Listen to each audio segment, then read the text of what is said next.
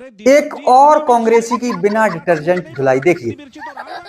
अरे दीपक जी, इतनी मिर्ची लगेगी आपको, एक बात से मुझे नहीं पता था। इतनी मिर्ची तो राहुल गांधी जी को नहीं लग रहा है एसआईआर से जितना आपको लग रहा है।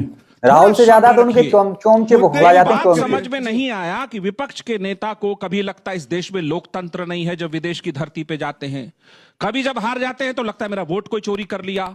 एसआईआर अगर चुनाव आयोग कराए तो उससे भी उनको प्रॉब्लम है। तो उनके घर में एक चुनाव आयोग का दफ्तर जब खोल दीजिएगा, सुबह सुबह चुनाव आयुक्त पहुंचेगा, सर कहां रखना है वोट लिस्ट, किधर डालना है, कहेगा यहां रख दो, जैसे टीएन शेषन साहब करते रहे होंगे, एमएस गिल साहब करते रहे होंगे। वो आदत उनको लगी है क्योंकि वो पैदा लिए उस घर में।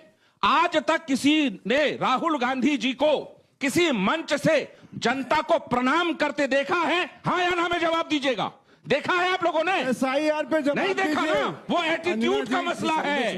अरे तुम कैसे वोटर लिस्ट तय करोगे? चुनाव तो हमारी जेब में रहता था, वो एटीट्यूड में है वो। तो जो लोग चुनाव आयोग को जेब में लेकर घूमते थे, उनके घर का वोटर लिस्ट में क्या हुआ? एक इटली से आई हमारे देश में, ये तो धोती खोल रहे हैं, पत्नी बनी, बहुत स्वागत उनका। का प्रधानमंत्री के घर में रहती हैं, अरे वोटर लिस्ट में नाम जोड़ दो इनका, डालेंगी काहे नहीं डालेंगे वोट? बहू है देश की, नागरिक नहीं थी।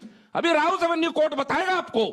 तो वो जो उस एटीट्यूड के खिलाफ देश के चाय वाले का बेटा अगर प्रधानमंत्री बन जाए और संविधान सम्मत सारे निर्णय करने लगे तो कांग्रेस के पेट में तो मरोड़, दर्द, उल्टी, उबकाई सब होगी।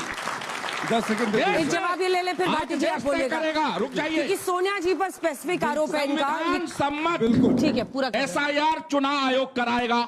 अगर देश में जनसंख्या बढ़ी, नए वोटर बढ़े, पुराने कुछ स्वर्ग चले गए, उनका कुछ तो खाता बही हिसाब होगा।